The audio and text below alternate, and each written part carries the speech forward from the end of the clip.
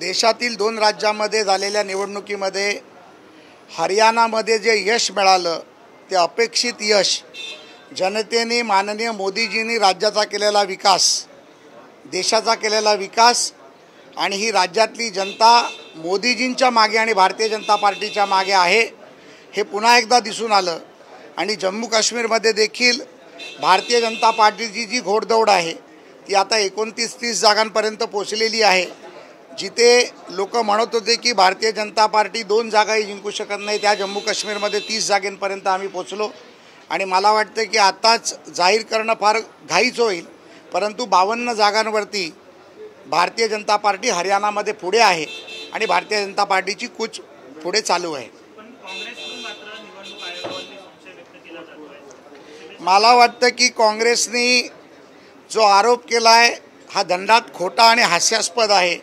मग हा आरोप त्यांनी जम्मू काश्मीरमध्ये पण करायला पाहिजे होता। ज्या पद्धतीमध्ये काँग्रेस रडीचा डाव खेळतं तो रडीचा डाव चुकीचा आहे। ज्या विकासाच्या मुद्द्यावरती हरियाणामध्ये पुन्हा एकदा तिसऱ्यांदा सरकार येतं आहे, ज्या पद्धतीमध्ये देशामध्ये मोदीजींचं सरकार तिसऱ्यांदा आलं, तसंच डबल इंजिनचं सरकार तिसऱ्यांदा हे हरियाणामध्ये येईल याची मला खात्री आहे आणि त्याचीच पुनरावृत्ती महाराष्ट्रात देखील निश्चितपणे होईल हे देखील मला वाटते। संजय राऊत हा बोगस माणूस आहे।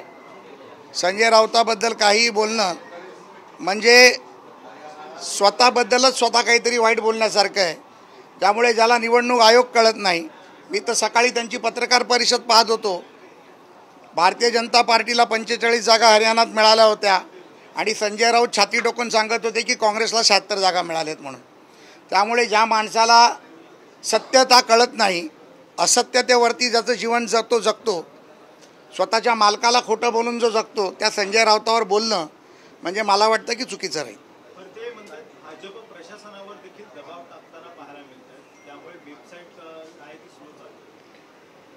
मला वाटतं की ह्या सगळ्या थिल्लर गोष्टी संजय राऊत करतात। काँग्रेसच्या नेत्यांनी पण ज्या पद्धतीमध्ये गोष्टी केल्या त्या अपेक्षित नाही आहेत। काँग्रेस स्वतः एक राष्ट्रीय पक्ष राहिलेला आहे, 50-50 वर्ष सत्तेत राहिलेला आहे। निवडणूक आयोग असेल, प्रशासन असेल, निवडणुकीच्या काळात कशा पद्धतीत चालतं याची कल्पना काँग्रेसला पूर्णपणे आहे।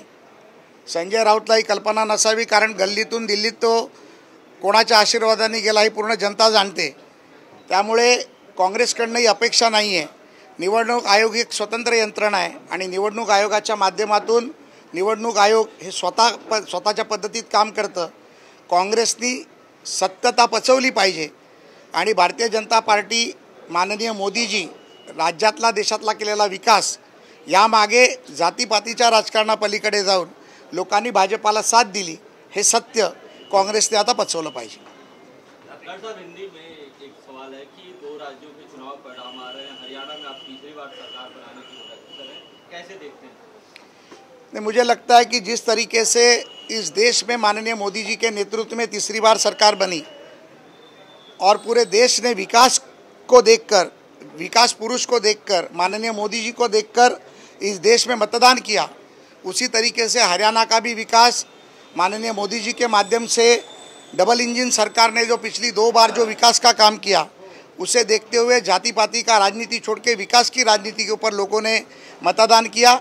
अभी तक पूरे तरीके से निकाल लगना बाकी है, लेकिन भारतीय जनता पार्टी अभी तक 49 से ज़्यादा सीटों के ऊपर आगे चल रही है और इस चीज़ का हमें आनंद है।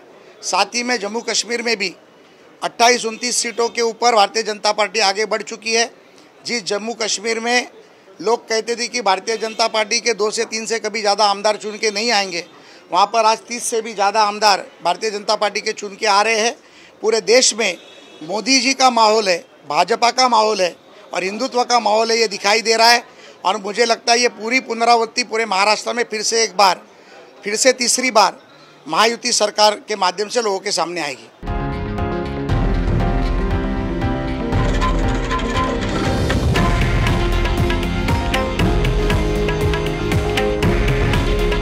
हे आहे देशातील नंबर 1 न्यूज नेटवर्क आणि आपण पाहत आहात TV9 मराठी। काळजी तुमची, हित महाराष्ट्राचं।